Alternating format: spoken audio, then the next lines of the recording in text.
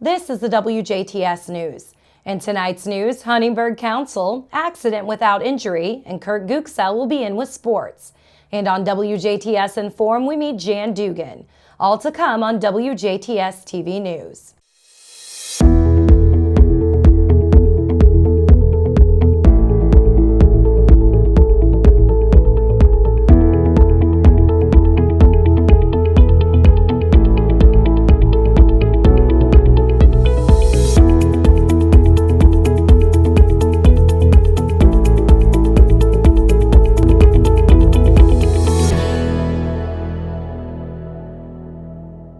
Good evening, I'm Jenna Schaffer with the news. Last night, the Huntingburg City Council approved the appropriation of $39,000 to go towards the owner-occupied rehabilitation program. The program will give a chance for low-income households to receive funds to rehabilitate their homes. Targeted households included the disabled, the elderly, households with children under the age of 6, single-parent families, and veterans. 14 potential households will be chosen. So far, the city has received 22 applicants for the program. The funds would not have any catch or payback requirement. The $39,000 is part of the grant application process. If granted, they will potentially see $350,000 for the program. Of that $350,000, Southern Indiana Development will receive $82,950 for their services as administrators of the program. The city's portion of $39,000 will be in addition to whatever grants the city potentially receives. No one was injured, but one person was cited after a two-vehicle accident Tuesday afternoon in Jasper. Around 3:15 Tuesday afternoon, Jasper police say a passenger car driven by 53-year-old Johnny Lawson of Tell City was eastbound on 2nd Street and was stopped at the intersection with Clay Street, while the other vehicle involved, a pickup driven by 18-year-old Jenna Schaffer of Shoals, was southbound on Clay Street approaching the intersection with 2nd.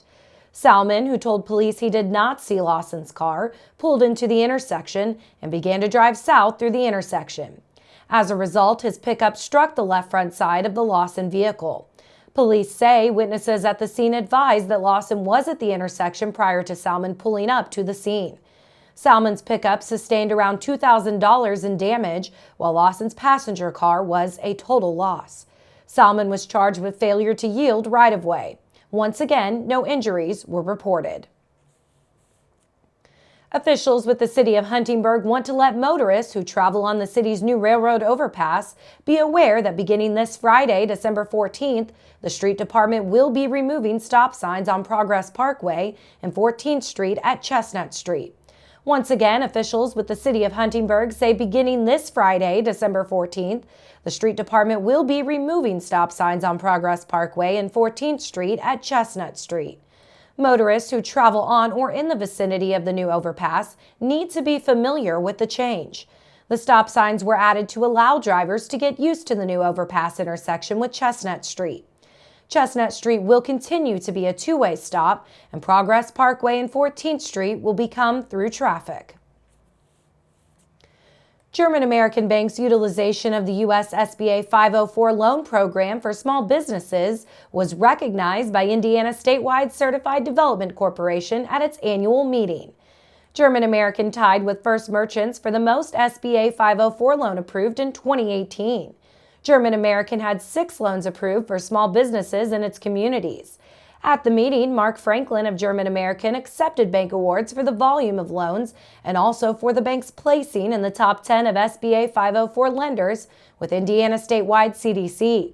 Greg Cardinal of German American was one of 4 bankers in the state honored for producing the most loans by an individual in 2018. Indiana Statewide CDC is pleased to partner with German American Bank in providing SBA 504 loans to small businesses. The SBA 504 loans offer loan rates and extended repayment periods to small businesses that are generally available only to large companies and conventional business loans. Indiana Statewide CDC is certified by the SBA to work with local lenders in providing SBA 504 loans to owners of small businesses.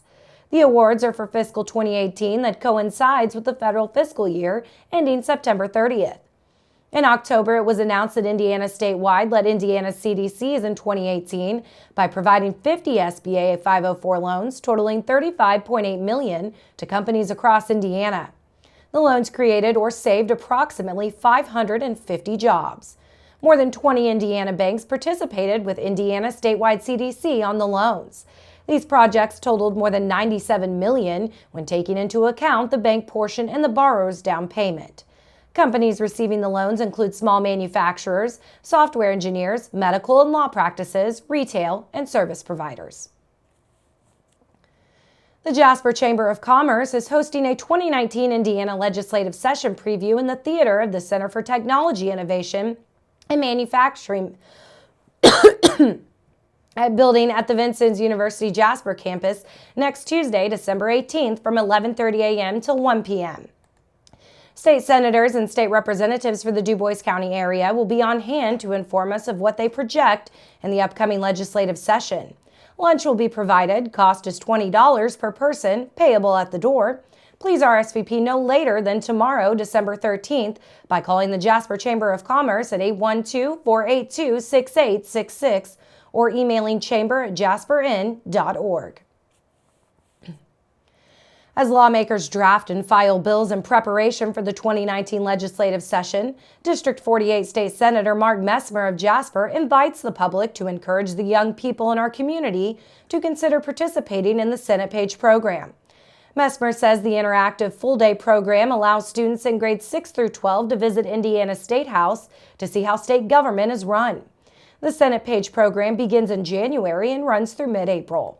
Positions fill up quickly, so it's important to apply early. Pages are scheduled for Mondays, Tuesdays, and Thursdays during the legislative session. They begin their work at 8:30 a.m. and are dismissed at 3:30 p.m. Groups that serve together come on Wednesdays. Friends and siblings should indicate if they would like to page together on their applications. Applications can be found at indianasenaterepublicans.com/page program. Messmer pointed out that 30 local students participated in the Senate Page program in the last session.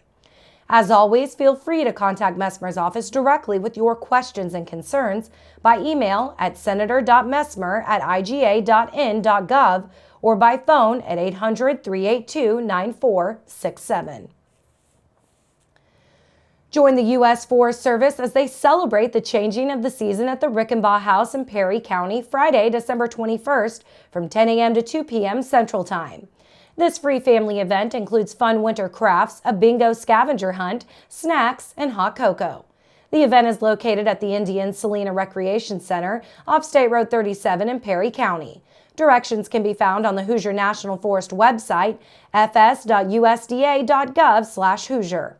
The mission of the U.S. Forest Service, an agency of the U.S. Department of Agriculture, is to sustain the health, diversity, and productivity of the nation's forests and grasslands to meet the needs of present and future generations.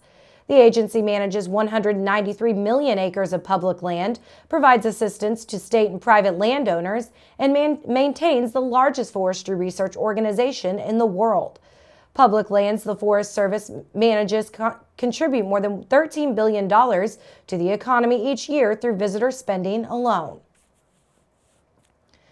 Governor Eric Holcomb says he didn't force the resignation of Indiana's Director of Veteran Affairs. Jim Brown's resignation comes 8 days after the Indianapolis Star reported he'd awarded department staffers grants from a fund created to help veterans in need.